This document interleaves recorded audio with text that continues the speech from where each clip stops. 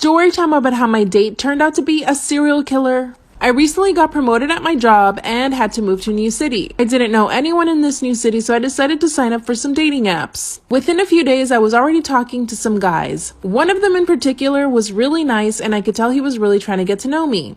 So I gave him my phone number. From there, we texted for about a full week. He would say good morning and good night. He would always ask me questions and act like he was just really interested in me. I decided that I really liked him and I told him. That's when he asked me if I wanted to go on a date, and of course, I said yes. We decided to meet up for dinner during the weekend. On the morning of the date, I sent him a text message saying good morning. I didn't hear anything back from him. At first, I thought maybe he's just stuck at work. An hour before the date, I still hadn't heard from him, so I decided to send him a text, and he did not reply. So of course, I ended up going to dinner by myself anyway.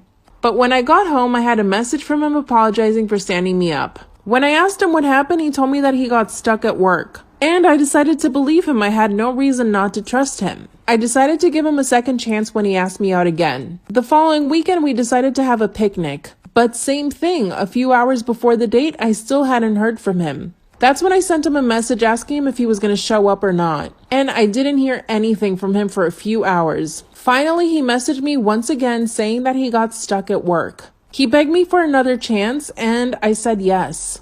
A few days later on the news, I saw that 2 women had disappeared after going on a date with some guy. And both of the women had disappeared in the area that I lived in. When I told my parents about it, they urged me not to go on any dates. So I decided not to tell them that I actually had a date that week. The following day, we meet at the restaurant. As soon as I see him, he's really sweaty and nervous. And when he hugged me, he smelled really bad. As in B.O. I didn't want to judge him, but I asked him if he was okay. That's when he told me that he'd been working every single day nonstop. Then I look at his fingernails and they're full of dirt and what seemed like some red stuff. I asked him what he did for work again, and you'll never guess what he said. He said he was in mergers and acquisitions. Then he laughed. This is where it gets scary. On the date, I noticed that his fingernails were dirty, he was really sweaty, and he smelled really bad. When I asked him what he did again for a living, he told me he was in mergers and acquisitions. Then he started laughing maniacally. He told me it was a joke and it was a line from one of his favorite movies, American Psycho. I tried to laugh it off with him, but I just couldn't get past his whole demeanor. Then he started just doing bizarre things. He ordered tons of food, steak, chicken, pasta, nachos, salad, and he ate all of it. But the way he was eating was so aggressive, it was like he hadn't eaten in days. By the way, at this point, we hadn't followed each other on social media. So I told him I wanted to go to the bathroom. When I got to the bathroom, I started looking up his Instagram. He had a profile, but not many pictures on it. Then I started looking through his tagged pictures, but again, nothing. It was like he didn't exist outside of the dating app. I decided I'd stay for the date, but then I wouldn't speak to him again. When I got back to the table, he started asking me a lot of questions. Like, did I live by myself? Have I ever shot any weapons? I mean, what kind of question is that on a first date? Then out of nowhere, he asked me if I wanted to go to his lake house. He quickly pulled up his phone and showed me a few pictures. I finally asked him again what he did for a living. He told me that his parents are very wealthy and they own several ranches, and that he basically did all the marketing for them.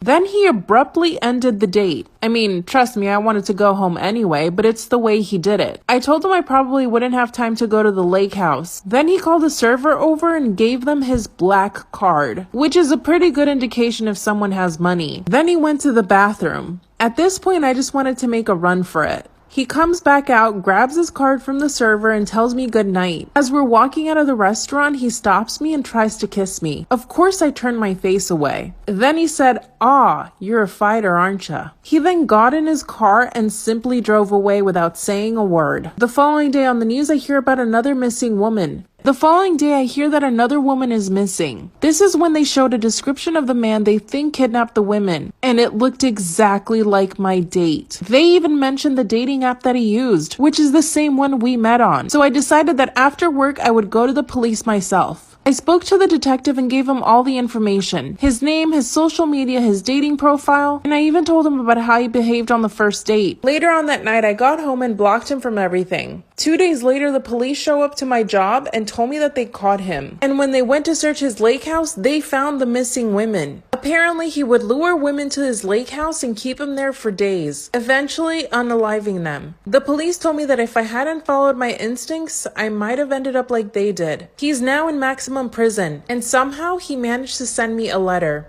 I burnt it as soon as I got it. Apparently, he still wants to talk to me. Never trust someone you meet online. Story time about how my best friend's dad tried to assault me. I'm now 24, but 10 years ago, a new girl moved into our town. Her and I quickly became best friends in school. She would always come over to my house and have dinner with me and my parents. My parents really grew to love her because she was so polite and really cared about me. The only thing was that she never wanted me to go over to her house. At first I thought it might be because she was embarrassed of her house or something, and eventually I asked her and she told me that her dad was abusive towards her mom, and that was the reason why she didn't want me to come over. I felt terrible that she had to live like that, so I expressed to my mom that I was really concerned about her. So my mom actually asked my best friend if she wanted to come live with us for a little bit. Let's call my best friend Sarah. Sarah said no because she wanted to be with her mom. But my mom really wanted to help Sarah and her mom. My mom was in an abusive relationship herself when she was younger, so she understood what Sarah and her mom were going through.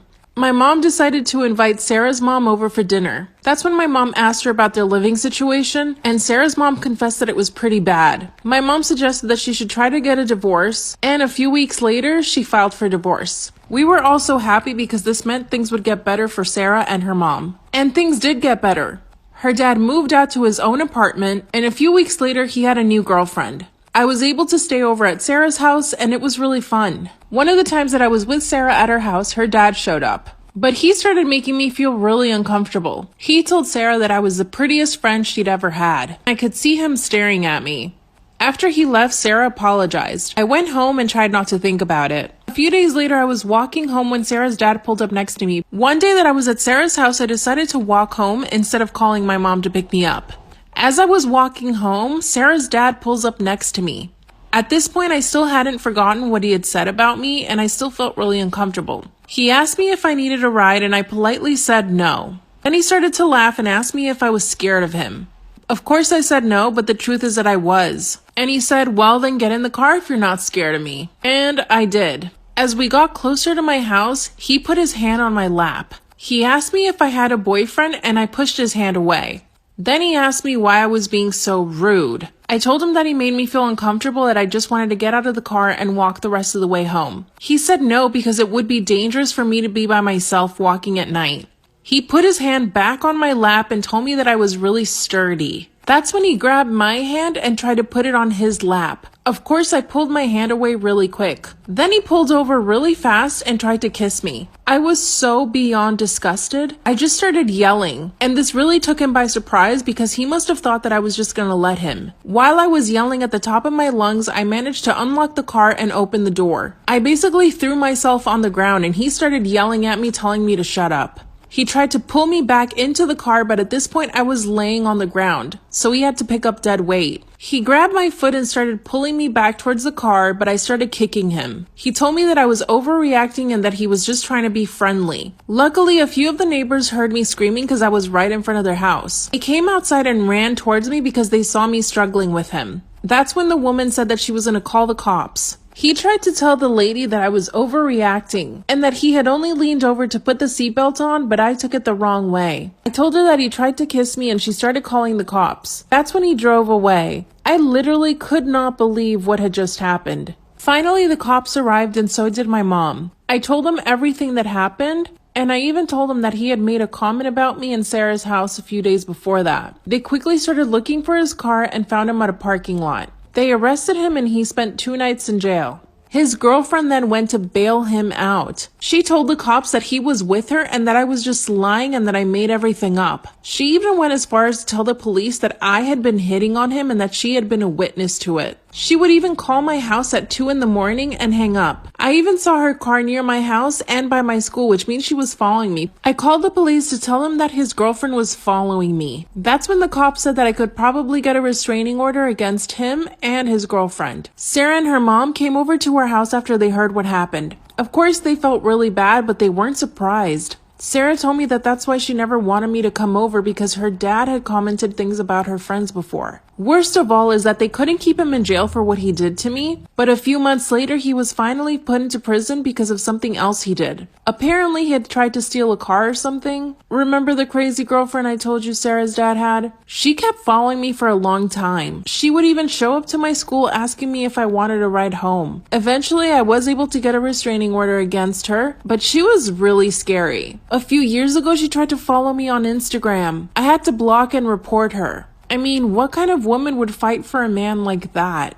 The good news is Sarah and I are still good friends to this day. We even went to college together and now have steady boyfriends. Even Sarah's mom remarried and she's really happy with her husband.